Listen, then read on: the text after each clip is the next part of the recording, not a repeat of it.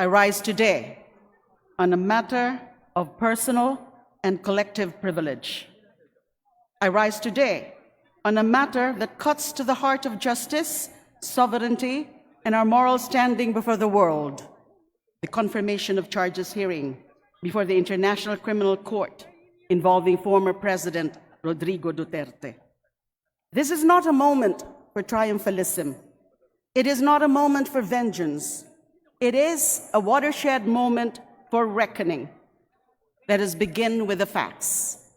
For years, during the so-called war on drugs, thousands of Filipinos, overwhelmingly poor, urban, and marginalized, were killed in police operations and vigilante-style executions.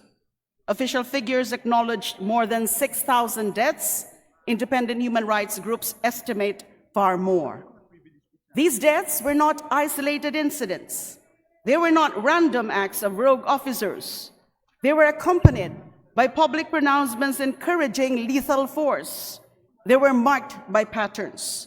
Similar police reports, recurring narratives of nanlaban, and a climate of impunity that emboldened violence. Huwag na po tayong maglokohan.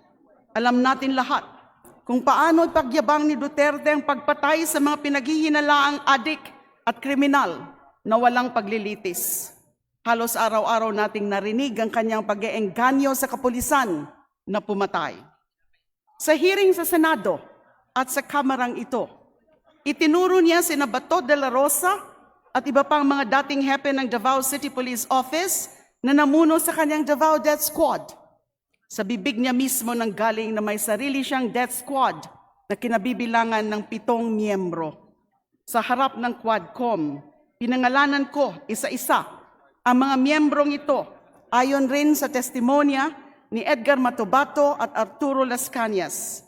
Hindi itinanggi ni Duterte ang mga pangalan nila. Under the International Criminal Court's founding treaty, the Rome Statute, crimes against humanity include murder committed as part of a widespread or systematic attack directed against a civilian population. The ICC prosecutor alleges precisely that the killings were widespread and systematic, and that they were carried out pursuant to or in furtherance of state policy. That is why the former president is facing a confirmation of charges hearing which sets to start today, February 26. Any moment now, that hearing, confirmation of charges, will start. Hindi po ito dahil sa pamumulitika. Hindi rin po ito dahil sa impluwensya ng dayuhan. Nasasakdal po si Rodrigo Duterte dahil may nangyaring paglabag sa international law at kailangan niyang managot kung mapatunayan ang kanyang kasalanan. There are those who argue that the former president's arrest, and I must stress, it was an arrest, not kidnapping. There are those who argue that the former president's arrest should have first gone through Philippine courts, that our judiciary was bypassed. Kamakailan lamang naglabas ng resolusyon ng minorya sa Senado na humihiling na idaan sa korte ang pag-aresto sa mga may ICC warrant, katulad ng ating inaasahan na magkakaroon rin sina Senator Bato de la Rosa at Senator Bongo. Magkalinawan tayo.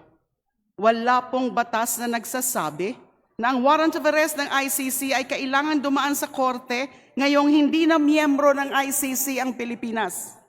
Walang batas na nagbibigay ng jurisdiction sa kahit anumang korte sa Pilipinas sa pag-review ng mga warrant ng ICC.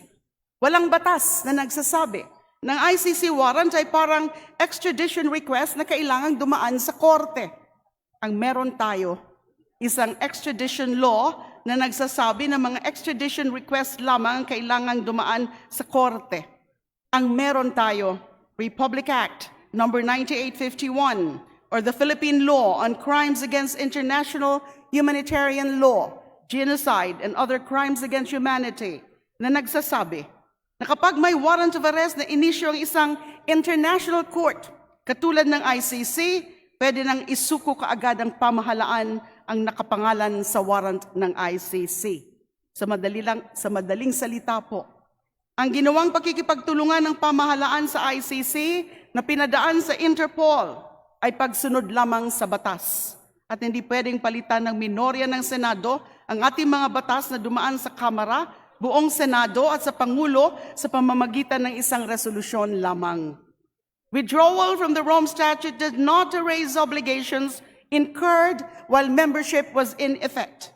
Jurisdiction, once properly established, does not vanish at a stroke of a pen. To require an additional layer of domestic judicial review before honoring an ICC warrant, absent any constitutional prohibition, would effectively allow states to shield suspects through procedural delay. The rule of law does not mean multiplying obstacles to accountability.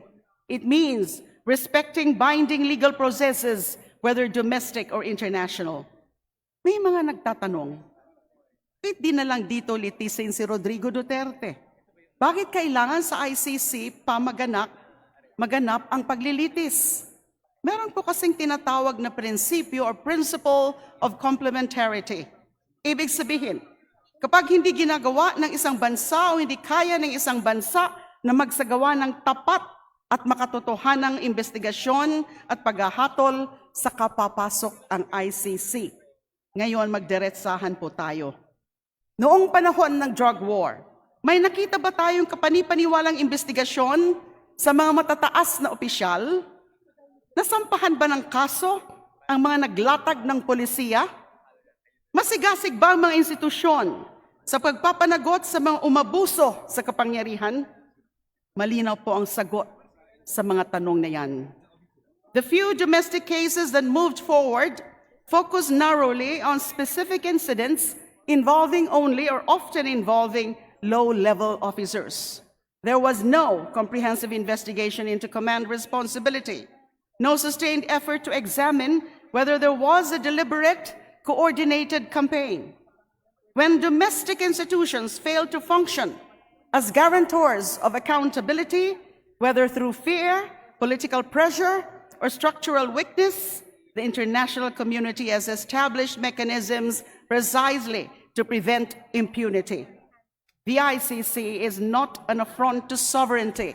It is an expression to it, or an expression of it. We voluntarily became a party to the Rome Statute. We bound ourselves to a system that says if we cannot or will not prosecute grave international crimes, the world will not stand idle. Sa international law, may mga krimen na sobrang kasuklam-suklam sa sangkatauhan, mga tinatawag na crimes against humanity.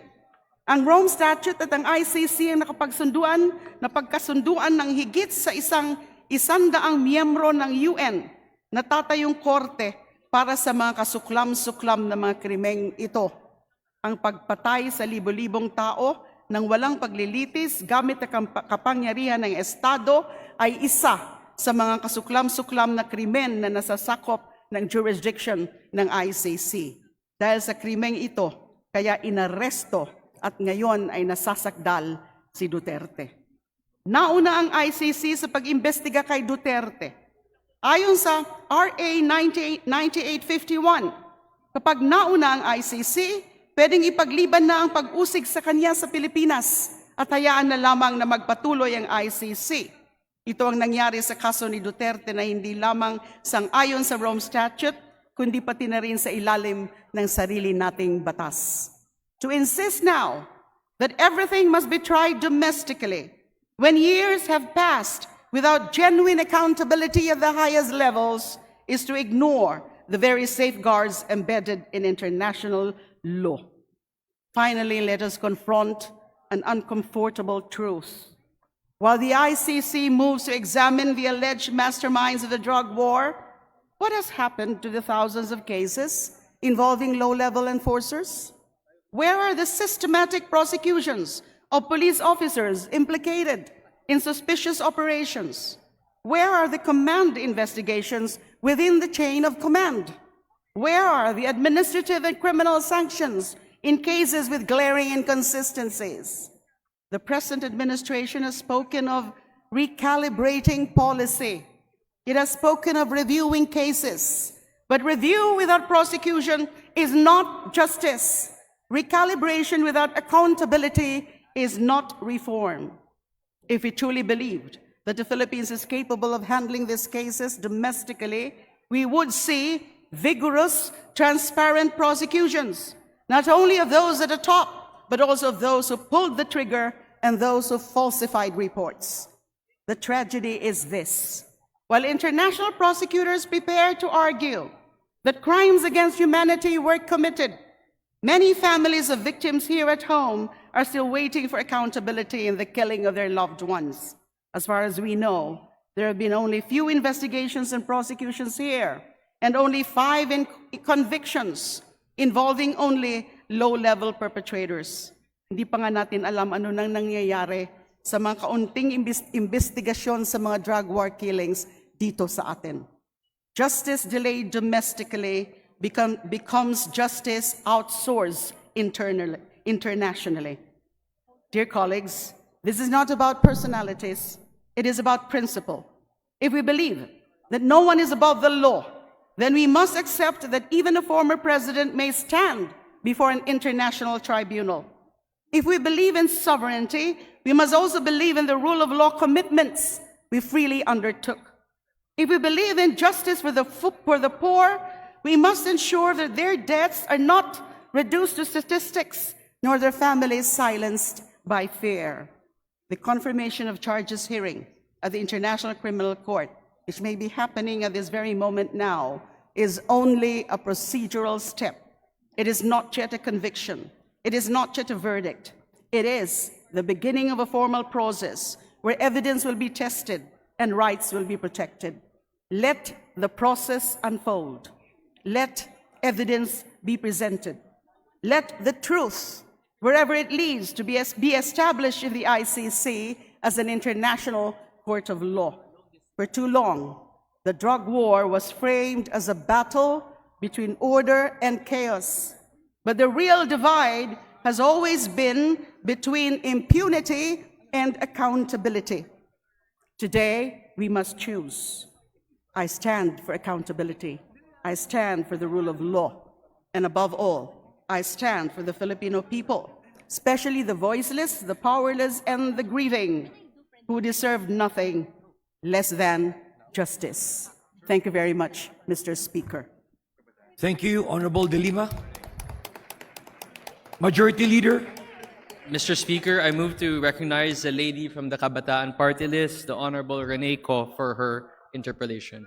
The Honorable Rene Co is recognized. Thank you, Mr. Speaker. Mr. Speaker, is the sponsor of the speech available to answer some questions in relation to the topic of her speech? It should be my pleasure, Mr. Speaker. Okay, thank you, Mr. Speaker. Mr. Speaker, we know that despite the fact that the coverage of crimes that is charged by against President Duterte na nakaharap ngayon sa ICC ay nasa period na nasa loob pa ng Rome Statute ang Pilipinas, the unfortunate reality ay pinwersa ni President Duterte na umalis na ang Pilipinas sa Rome Statute so that matanggal, in an attempt na matanggal yung mga naging presidential orders niya from the jurisdiction of the ICC. So I'd like to ask Mr. Speaker, what are the thoughts of my distinguished colleagues sa pagsasali muli ng Pilipinas sa International Criminal Court, no, at ratify muli ng Rome Statute sa jurisdiction na ito? Okay, hindi po ibig sabihin dahil nag-withdraw na. At yung withdrawal ay ginawa mismo ni President ng dating Pangulo Rodrigo Duterte. Hindi po ibig sabihin, hindi na po siya masasakdal, hindi na po siya maiimbestigahan at masasakdal. Dahil nga po malinaw din sa Rome Statute that the withdrawal of a state party does not absolve the state party also from its obligations incurred during the time or during the period where we were still a state party. And that means from 2011, nung na-ratify po ng Senado yung Rome Statute, and 2019, when the withdrawal from the Rome Statute became effective. and that was in 2019. And there was also a Supreme Court ruling from our very own Supreme Court in the case of Pangilinan et al. Versus Cayetano et al. Na kahit nga po nag-withdraw na, hindi ibig sabihin ay wala nang pakialam ang ICC. Dahil nga po, meron tayong mga obligasyon na hindi natin pwedeng basta-basta na lang talikuran nung panahon na naganap yung mga alleged crimes against humanity being attributed to the former president. Thank you, Mr. Speaker.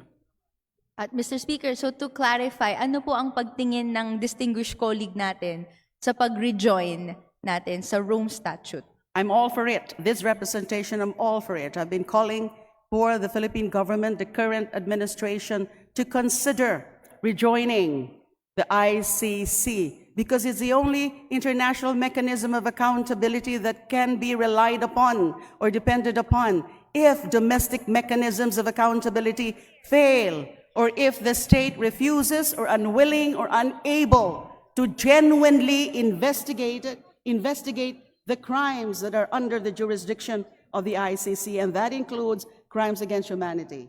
Paano po kung in the future there will be again another tyrant that will rule our country? And ganun na naman, gumawa na naman ng mga kasuklam-suklam na mga krimen covered by that, crimes against international humanitarian law, genocide, and other crimes against humanity. Na katulad nung drug war killings, na klarado po that this was systematic pursuant to a state policy. Ganun na naman ho ba tayo? Baka na, kasi you know, when most of the cases that fall or that are brought to the ICC are those involving powerful figures, including heads of state. And ordinarily, the domestic mechanisms of accountability become deficient. And sabi ko nga, kailangan mo natin mag-rejoin sa ICC. It does not only improve our very own standing in the international community, that we do respect international law, that we do respect jurisdiction of international bodies with competent jurisdiction, ay pinapakita po natin na hindi po tayo takot na makipag-coordinate uli sa ICC as an international tribunal if a similar situation happens in the future. Thank Mr. you. So Speaker. I strongly call for the government to consider rejoining ICC or the Rome Statute. A final question, Mr. Speaker. Given that our distinguished colleague is a legal luminary and used to be a member of the Senate of the Philippines, which has the duty to ratify international treaties that the government enters into, ano po ba ang unang step para po mag-rejoin ang Philippines sa Rome Statute? Unang-una po, syempre, ay dapat sa executive yan with the DFA. The executive has to make a decision whether or not to rejoin. And then the decision of the president or the executive will be submitted to the Senate for ratification. Para yung una rin na pag-ratify natin ng Rome Statute nung una, noong 2011, ay ganun din po ang proseso na dapat gawin sa atin. Thank you. So, it means, Mr. Speaker, nasa kamay po ni Pangulong Marcos Jr. ang pag-rejoin ng Philippines sa International Criminal Court, sa Rome Statute, alinsunod sa international principles of justice and accountability. That is correct, Mr. Speaker. The initiative is on the part of the chief executive as the architect, the chief architect of foreign policy, and with respect also to international relations, with the assistance, of course, and the advice of the Department of Foreign Affairs. Okay. Thank you, Mr. Speaker. Mr. Speaker, thank you very much. We'd like to echo the sentiments of our distinguished colleague and of course open on the floor that actually today this representation alongside members of the Makabayan Bloc filed House Resolution number 809 expressing the sense that the government of the Philippines consider rejoining the Rome Statute so that we are again under the jurisdiction of the International Criminal Court. And again, nasa bola po ito ng ating Pangulo ngayon, si Marcos Jr. Thank you, Mr. Speaker. Thank you, distinguished colleague. Thank you.